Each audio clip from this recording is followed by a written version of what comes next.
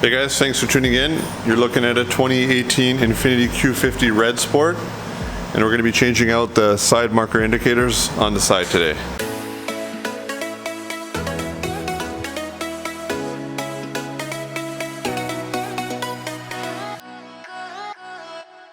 I'm going to let my buddy explain, this is his car, as to why he's changing these out. So originally from the factory, this is just a regular, like any kind of other blinker. It is LED, but it's just one light. So what this does is it's sequential, so it'll do the little loading where it goes all the way out.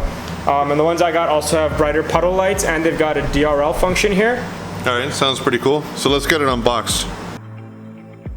And then finally, here's the sequential DRL. You can see it looks different. It's got a black chrome housing. And then if you look versus the stock one, it's kind of just clear plastic. This definitely looks more elegant, and it's got, the little, shows you where the sequential is going to light up. Okay, we're going to start by popping this out. Eventually we're going to have to go into the door panel to be able to connect the DRL wires, but we'll start from the outside. So we'll get set up with the tripod. So we're going to actually pop the cap of the mirror off now while it's on the car since it's secure, and we'll eventually remove it off the car so that we can pass wires through. But we're going to try to get this cap off. We're going to use some plastic trim tools. We're going to position the mirror so we can see a white clip from the inside. It's okay to move these while they're off, while the car's off. There's a white clip right there. We're going to try to pry that out.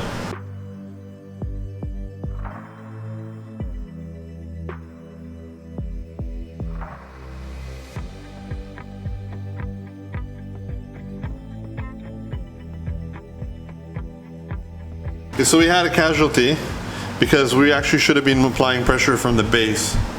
So run your plastic trim tool around the base. Once you feel it disengage from the base, you kind of got to push down, and you'll get that side out, and then you go from the top, then you can kind of lift away from the top. So if you end up making that same mistake, not a big deal. A little bit of crazy glue will fix it. There's plenty of clips that hold it in place. So here you got these two screws right here.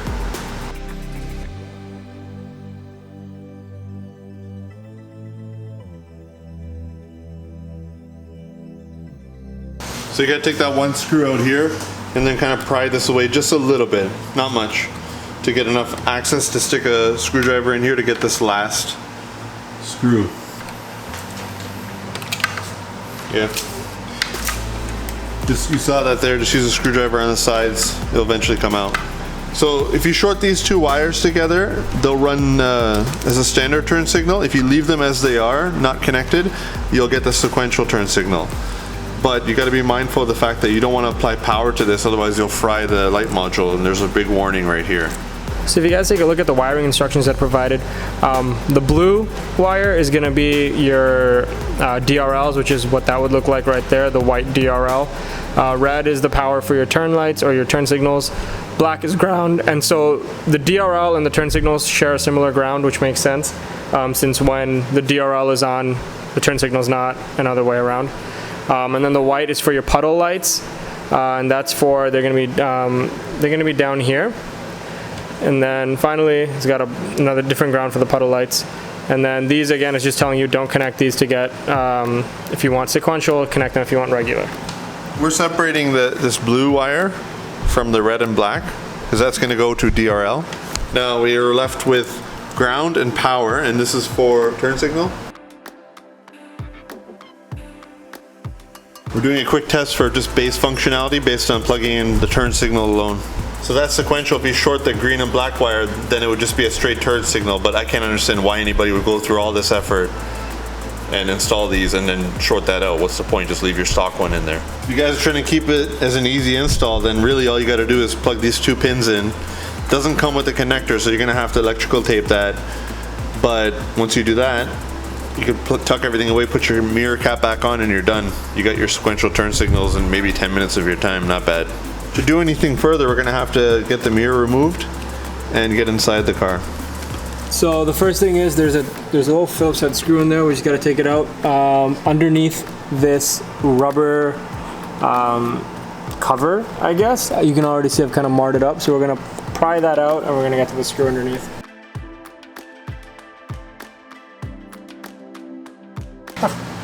Hopefully you guys caught that, but there's a little hole where you can pass the screwdriver from to angle it up and out, and you just pull it away. So don't try to pry around the sides, you'll just mar up your leather. Go for the corner.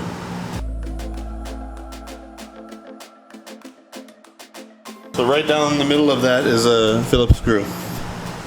Okay, so behind here, once he mars up his interior a little bit, you'll find a 10 mil.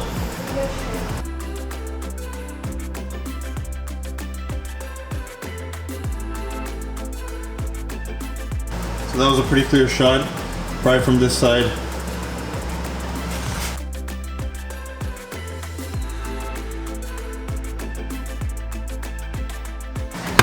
Video.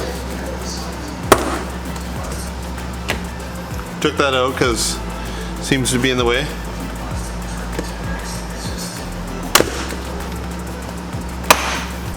Okay, so you're gonna just pry this up and then pops out like that. Like so. In terms of connections, we have one there. We'll go up to the speaker.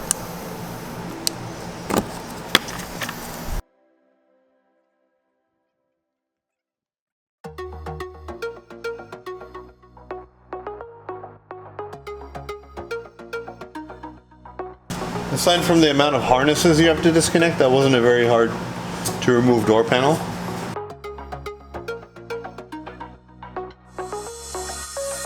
It seems easier to just leave this in place because this is kind of anchored into here.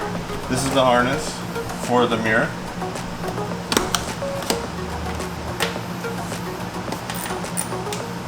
Alright, so the mirror won't fall because it's meant to click into place.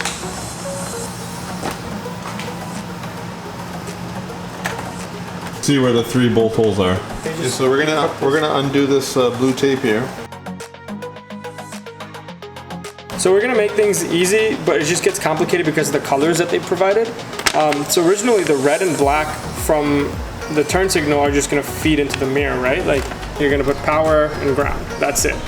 But you still got this blue one that needs to run into your interior so you can power it on for the DRL function.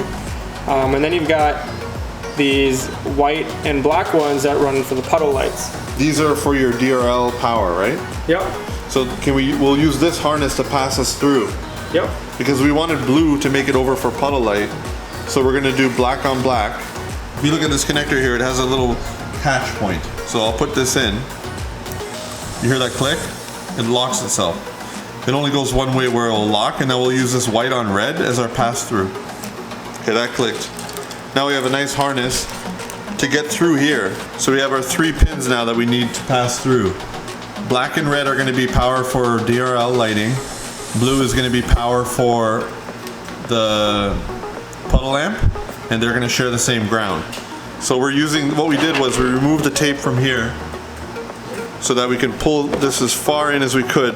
Then you tape these to here, and then you can use it as like a fish tape and reel to pull through. So just to make our lives easier, we don't need these connectors anymore. Since they're not going to be going anything, these wires are just going to tap straight into the power sources that we want. We're just going to cut these so it's easier to pass it through the cavity. This just pops out, and then you can easily pass the wires through.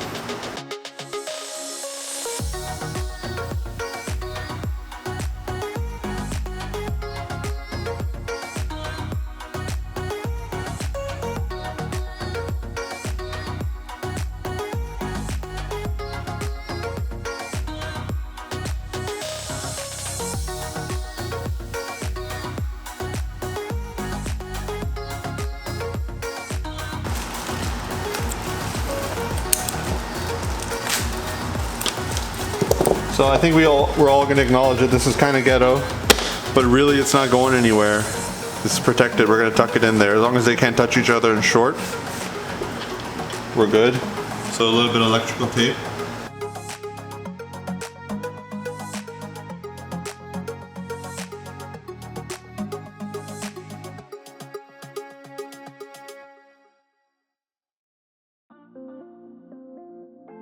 We have the wire passing through here. It's not snagged up in any way. We're going to cable management with a couple of zip ties here, here, and maybe here. Now we have the wire itself that's going to tap in over here. So far as we can tell, we're going to verify. Black for ground, blue for DRL, red for Puddle, and we're gonna use some Posi Taps. Now what my friend wants to do here is tap these two together. He's actually gonna prefer that the Puddle lamps run 24/7, even during the day, whenever, so that when he's just rolling down the road at night, it's kind of lit up to look cool. Cool.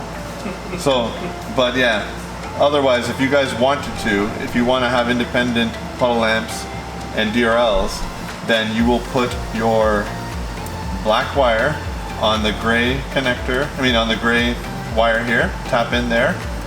Okay, so DRL is going to go to purple, so whenever the car is on, which this will have power, it will power the DRL, so it'll be white. And then red is going to go to brown if you want Puddle lamps only to come on when you unlock your car or you're approaching it, etc. So we're not going to cut this in case we have to actually somehow go in there or we're missing something. We're just going to tap and test. And you know what? Nobody likes tap connectors, of course, right? But they did come with the kit. We'll show you the one that came with it. So that's your run-of-the-mill tap connector. Not the best quality, but it will work. If you want to take it a little bit further and get something a little bit nicer, you can buy these Posi Taps. We'll put a link in the description so that you can do a little cleaner job tapping in.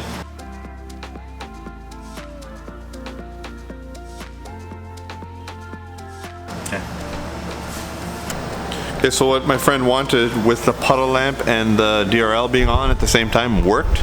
So here's a demonstration. That was an orange unlock. Here's your DRL. And if you go around to the side, you have your Puddle lamp. Let me pan up. As you can see, so that'll always be on to illuminate the road, kind of look cool. So you can see sequential, it cancels out the white and the puddle stays on. And when you turn your turn signal off, it actually delays for a second. So it looks nice. So there's our little demonstration.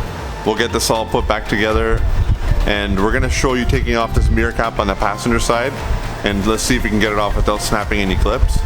And then we'll do a little B-roll at the end and conclude. So here's the wiring, how we ended up. Get the two tap connectors, have these together, one zip tie holding things in place. Looks relatively clean, ready to put the door panel back together.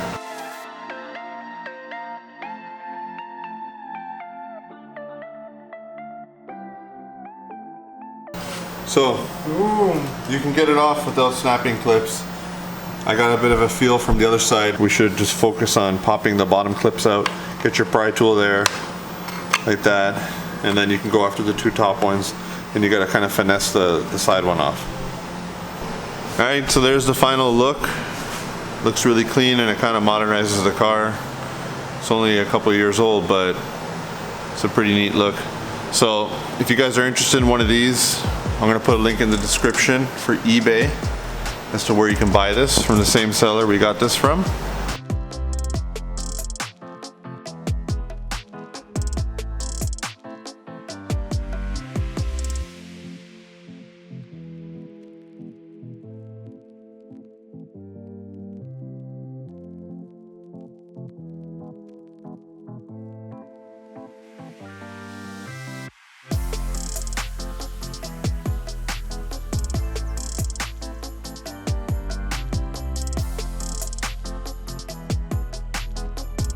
As you can see, the puddle lights light up the side of the car at all times. That's what he wanted. You don't necessarily have to do that, but it definitely offers a lot of brightness and would be practical for your overhead view. We'll show that really quickly. Are you seeing a difference in the overhead view? Yeah, so if you look right here, the door's open, you can see the reflection right there from the light. So it's really illuminating the outside around it. If you look, I do the around view camera. So you gotta close this door? You see right there, you can see the puddle lights right there and there, so they're really helping illuminate the sides of the car. Yeah, so normally this car doesn't have the best overhead view. Not bad, and it's good that it has the 4 cameras, but it doesn't necessarily expose very well at night. But with that puddle, You can see where it's dark here, it used to be dark all around, now at least I can see around. Yeah, you have brightness on the side here as well. So it looks pretty good. There's a difference.